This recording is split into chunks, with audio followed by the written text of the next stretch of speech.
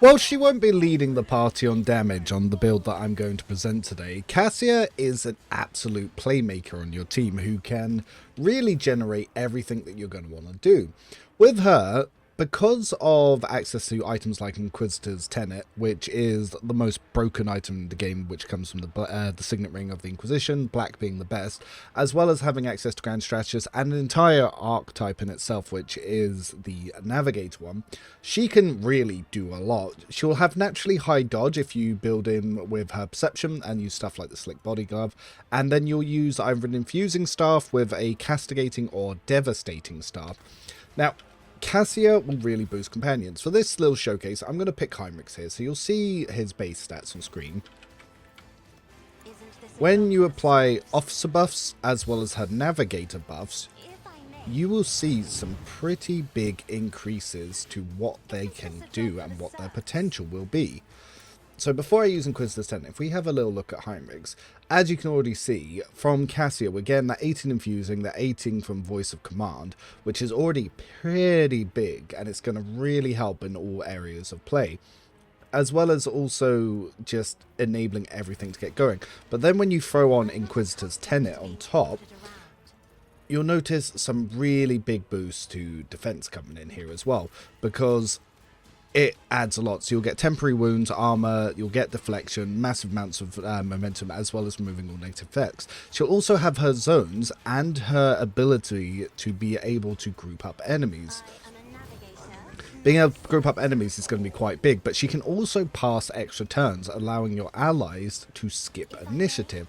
So if I use Heinrix here, for example, Heinrix I've actually built as a buffer. He is not orientated for damage this time around. However, there is a lot that we're going to be able to do with him. So I'm actually going to use him to set up a bunch of buffs as well as debuffing the enemy.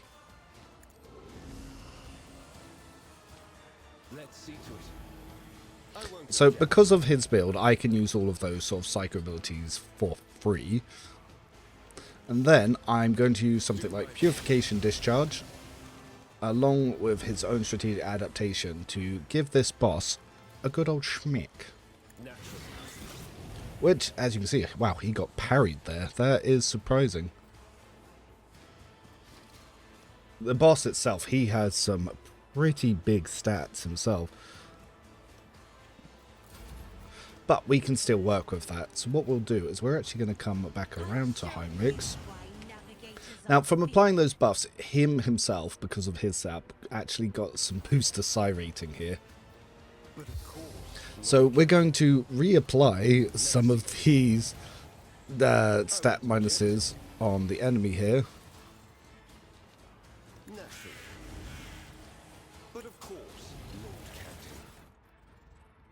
So let's see if we can land the boss this time. The answer is yes. So as you can see, we went from an enemy that we were struggling to even hit to then immediately one-shotting. So this is the power that Cassia adds to the team. From here, our Heinrix is now fully enabled to just go through and clear the combat, destroying everything in his path. And as you can see, it's going to be a lot of damage that is happening here.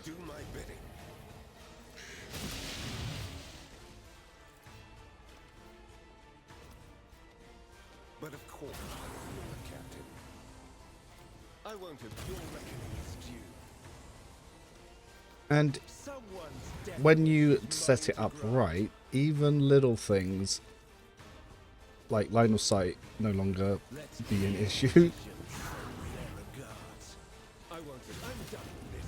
Now, the force I'm using there is based on Veil Degradation. I can put on a much stronger one, but as you can see, he comfortably solos it, all because of Cassia. I'm Reverend619, welcome to the Cassia video, and you're about to see the most overpowered buffer in the game that's just got more efficient since patch 1.4 going into patch 1.5.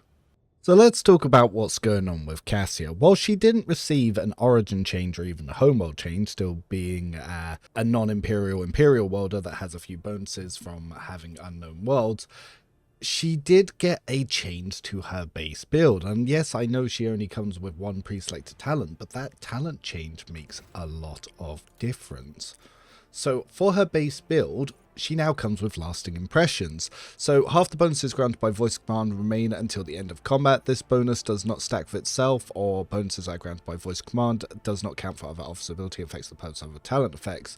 Previously, she had Inspire Courage. So with this change, we can now build a much more min-max Cassia that does buffing and damage, whereas before you kind of didn't have the AP to do both, because it allows us to open up the pathway to decisive response. So let's have a little look at this build. So pre-built, she comes with Persuasion. Her voice command is the officer's targeted buff ability, so you give 10 plus the officer's fellowship bonus to allies 1 round, and now with lasting impression they still maintain half that bonuses after that round. So this is actually the big upgrade to voice of command.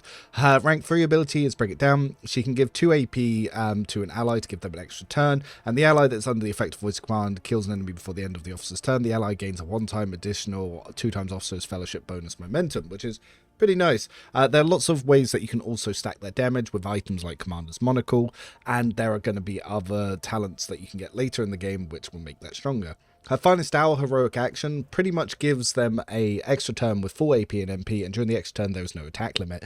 This is broken. This is one of the most broken aspects of the game, and that last bit, during the extra turn there's no attack limit, this is what breaks the game. That's the bit they need to disable if they want to put any challenge and add in a brutal difficulty. The same with Daring Breach on Warriors. The first rank up we're going to take, because rank 4 has now been changed to have lasting impression, which is absolutely fantastic. We kick willpower to, because most of her navigator buffs are going to be based around willpower, and we take mastery of time. Whenever the ally in combat gains an extra turn, the navigator gains a stacking plus 5 bonus to willpower until the end of combat, stacks up to 5 times up to 25, so we can build up quite a bit of willpower there. We then take Decisive Response. Whenever the officer uses Voice Command or Bring It Down for the first time in combat, that ability costs -1 AP. That means that Voice Command on the first turn is going to be 0 AP, and Bring It Down is going to be 1 AP. So you can buff and give an extra turn for 1 AP, leaving you 3 AP. So you can Lidless Stare, and with a Devastating Staff, you can then use Held in My Gaze, or you could use Point of Curiosity, which is now 2 AP, and still be able to use Held in My Gaze for damage. So there is a lot going on here. So they've actually, I believe they nerfed Point of Curiosity because of this buff, and it allowed you to have more talent options. At rank 7, we get Revealed the Light, which is the strongest buff that she has, which is target ally gains 38 willpower and toughness until the end of combat. It also gives the infusing status of her staff to all stats. So this is quite useful, and it's based on the navigator's willpower bonus. If you weren't building into this way, if you're going to damage, you'd go for Held My Gaze, but I'll discuss that in the alternative builds at the end. Then we get Eye of Oblivion. This is an incredibly powerful debuff tool, which is exclusive to navigators. Every enemy that Navigator has in their line of sight has its dodge and hit chance reduced by Navigator's perception bonus. Rank 8, we take Ebb and Flow. Every even turn, second, fourth, except Navigator gains an additional action point. Every odd turn, first, third, except the Navigator gains plus 20 perception. So this will increase her dodge as well as also help with dodge reduction, but you're not really going to be using it for that. But there are some other options that use your perception, and we'll be going into that as we pick those aspects up. We then continue with some more Persuasion, and then we get Finest Hour Upgrade 4. Jay originally not having this is why everyone thought Jay was a bad build. The target Finest Hour gains more bonuses during the extra turn. All their non-attacking abilities cost -1 AP. This can allow some abilities to cost 0 AP, so it is incredibly powerful. You then take Law Warp for my version of it. The reason you take Law Warp is you need that to be able to gain insight. Unfortunately, even at the end game, with points invested into intelligence, you really can't get to that 200 mark that you really need for endgame Law Warp checks. There's no companion who is really effective at covering Law Warp. We then get more Perception. Then we pick Mind Over Matter at rank 11. The Navigator makes all resistance tests with their willpower if it is higher than their base characteristics for such tests. If the Navigator's willpower is higher than their toughness, the Navigator's wounds are calculated according to their willpower. Yeah, this makes her pretty goddamn tanky. We're going to get some more Perception, and we'll find out why soon. We take Zone of Fear. We need this as a precursor for Point of Curiosity. All creatures in the area of effect must pass a willpower resistance test or immediately move out of the zone. Even if they are stunned or immobilized, the movement triggers attacks of opportunity from Navigator's allies who also have to pass the resistance test or are outside the zone. If you're using a castigating staff, this will give a stat reduction to enemies, and with certain talents, more stat reductions. We then get Undam the Sea of... Oh, wait, sorry. I forgot about Strange Vitality. The Navigator heals 14 wounds at the beginning of every turn and gains 1 additional wound for every Navigator point taken. The healing is increased by +1 for every creature killed between the Navigator's turns. Yeah, she's goddamn survivable. Undam the Sea of Souls. Whilst under the effect of Navigator powers, enemies have the armor reduced by -31. The reductions increased by the devastating parameter of the Navigator staff, but does not stack. We can use this with Hard My Gaze. This is something we're going to pick up later as well. We then, at rank 14, we take Fellowship and pass unscathed. The Navigator's perception is higher than their agility. Their dodge is calculated using perception. Oh yes, she's HP tank and dodge tank. We then get Finest Hour Upgrade 1. The target Finest Hour gains additional bonuses during their next turn. The target deals 27% damage until the end of combat. The target gains the effect of Voice of Command. 3 times the officer's fellowship bonus. And if they weren't already under Voice of Command, they count as being under it now. So yeah, this is broken. It's so strong. Officer is one of the strongest archetypes in the game, and it enables everyone just to do everything. It's absolutely fantastic. Now let's talk about Grand Strategist. Grand Strategist ignores initiative, which is kind of fickle in Rogue Trader. It's meant to be agility plus perception bonus divided by 2 to determine the order, but it's like, I feel like there's a D100 roll in play here, so it almost doesn't matter and seems completely random. So even if you maximize agility and perception, you could still be going dead last below your allies that have much lower stats. So Grand Strategist evens that out by just guaranteeing going first. It's one of the main parts of it. Grand Strategist is normally picked just for that, but its actual stratagems and the zones are very powerful and work very well with officer builds. The only reason I don't build them too much with Cassia is because her navigator stuff is just absolutely broken, but we will still build into some key talents in it that I will discuss as we go through it. But the Grand Strategist analyzes the battlefield and can create specific areas providing bonuses to all allies, including the Grand Strategist's frontline. So this one will give you the Grand Strategist int bonuses to armor, and enemies suffer fellowship bonus more damage from any source. So I don't really use the int side of armor, although I do take some points into int for Cassia, but it is not that important, especially if you're using buffs from allies and AoEs.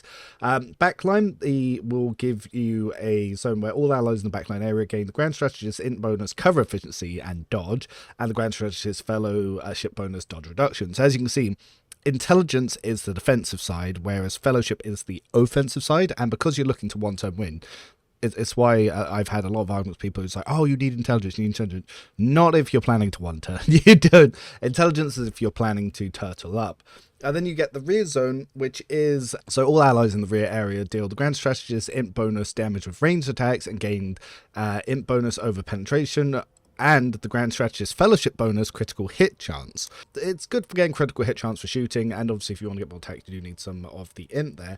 If you have 2 Grand Strategists in play, it will use the highest fellowship and int from both of them. So that's why a lot of people like to pair up with a Grand Strategist Pascal, but I feel like that is absolutely wasting his potential and has never been the best option for him.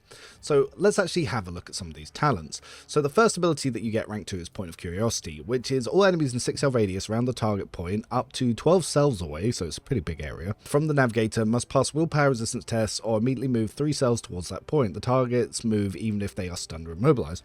Stacks up enemies, very good for a lot of items. We then take Improvised Strategy. This is the best talent that is actually on this one. At the start of combat, the Grand Strategist gains 1 random unknown stratagem and can use it till the end of combat for 0 AP. There you go, you now have access to the entire archetype, and you don't need to put a single more talent into it, and you can spam other things. You then get Taken Hold. I have never once clicked this because it is just not better than the base ability, but Grand Strategist chooses 1 combat tactics area.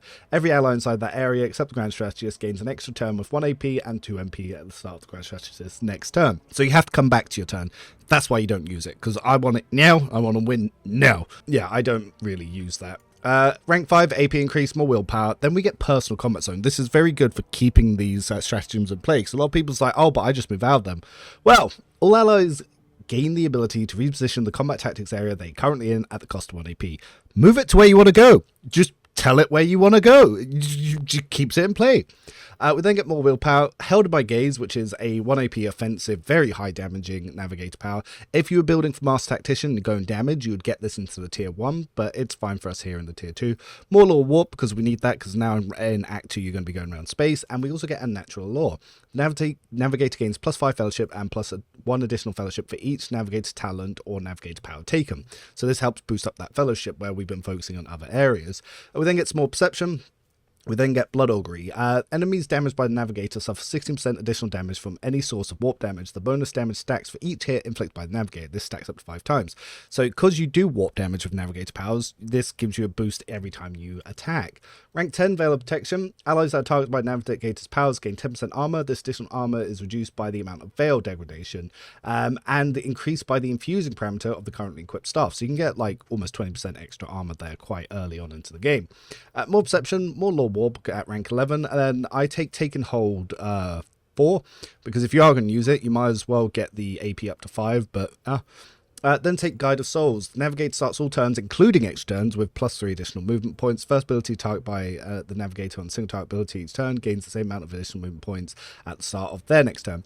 So if you bring it down to Cassia with this, you'll actually have 3 movement, or if they move, you'll have 6. So that's pretty useful. More fellowship, persuasion, because persuasion is what we're going to use for Inquisitor's Tenet, and it's pretty dope on her anyway.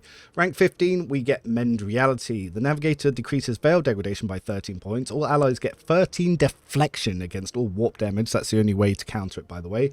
And from psychic powers until the end of the Navigator's next turn. This also does an AoE buff to the party within 12 cell radius around the Navigator, equal if infusing. So it's actually a direct stat buff that you get there, and this is also going to be based on willpower bonus. Rank 16, we get Stable Roots. Whenever the Navigator uses Navigator power, Veil degradation is -1. Course and Traveled, when the Navigator uses Navigator power that has not been used in combat, the Navigator gains +2 perception until the end of combat. Now, we are taking them here. You might think, well, these aren't the best ones. Maybe I swap them out. Remember, this is still increasing your fellowship by 1 and 2. Then we rank 17, we take some more persuasion, and I actually take some intelligence here because we've maxed out some of the other stuff, but again, these 2 points in intelligence really does help with those law intelligence checks, and it helps a little bit with our Grand Strategist stuff. Thread and Faults then comes in when the enemy fails resistance test against Navigator's powers. Attacks made against them gave 42% critical hit chance. The effect stacks, but is reset by a critical hit.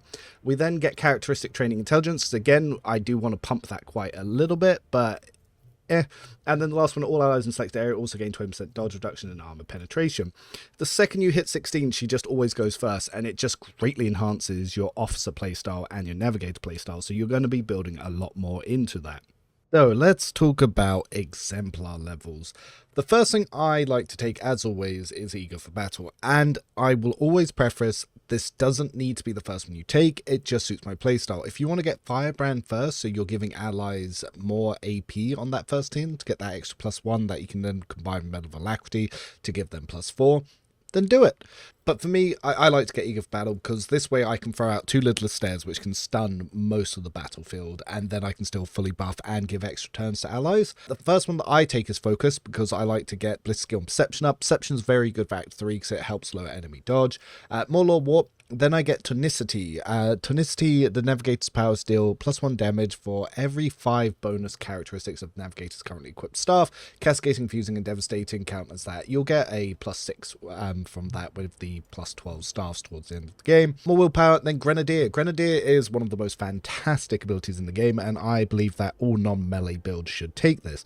What this does is the first grenade in combat does not spend AP, it does not count towards the attack limit that turn. Very good for Iron Eye grenades to half enemy armor, or to use Tears of Repentance to apply all sorts of debuff stats, which will then prime all of your Arc Militant abilities. So it's a very, very fantastic MVP ability. Rank 4, we take Air of Authority. This is what Jay should have in her tier 1 because she would be so much better. The officer increases the allies' resolve by their resolve divided by 3 with a +2 on that. If targets under the effective voice command, they will start the next turn with +1 additional action point. More Law Warp, then we get Firebrand and Fire at Will. Fire at Will is something you could take earlier and swap it around for a Navigator talent. if there are no enemies in the backline area, the first attack in that turn made by every ally in the area costs 1 AP less. It's actually really good.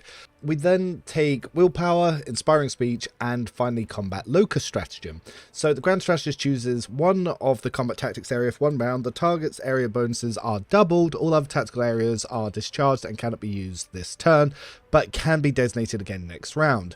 We get some Perception, then we get Blurred Locus. After use of Combat Locus Stratagems, one of the areas removed by Combat Locus Stratagem can be recreated immediately. So even if you haven't placed one down, you can place a second one down. Open to the Warp. Enemies affected gained by the Navigator's power suffer stack -10 penalties next wisdom test from the Navigator's powers. So if you use a power, it can make it a lot easier to then say use Point of Curiosity. Persuasion, Eager Subordinates is a good one. Allies on extra turns will deal 15% more damage.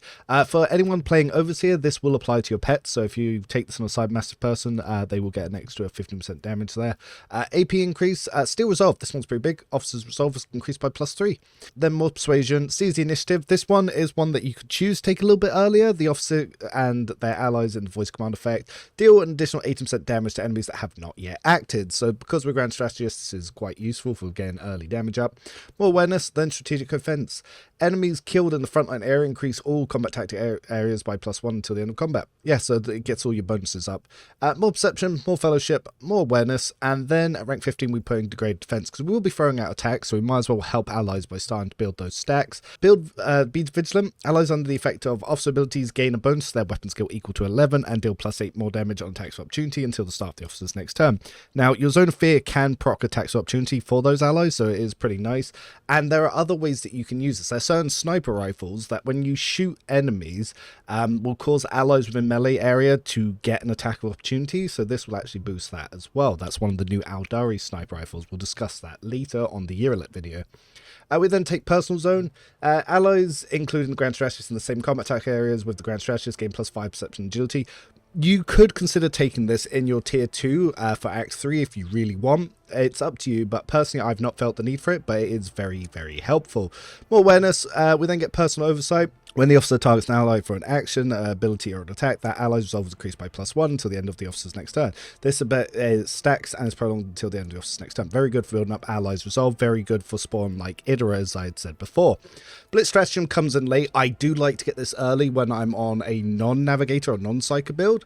The Grand Strategist chooses one of the combat tactic areas for 1 round. All allies within the range of 13 cells gain the ability to move to that area. This movement does not provoke attacks of opportunity and does not spend MP. Fantastic for moving, especially if you're looking to set up some really good plays here. Small Fellowship. Combat Meditation. This is optional. You can change this to something else. The character gains +15 willpower as long as they have no ranged weapons, and you will double staff. And then we get No Respite. When the officer ability grants action points to an ally, that ally gains +1 to all characteristics for every action point granted until the end of combat.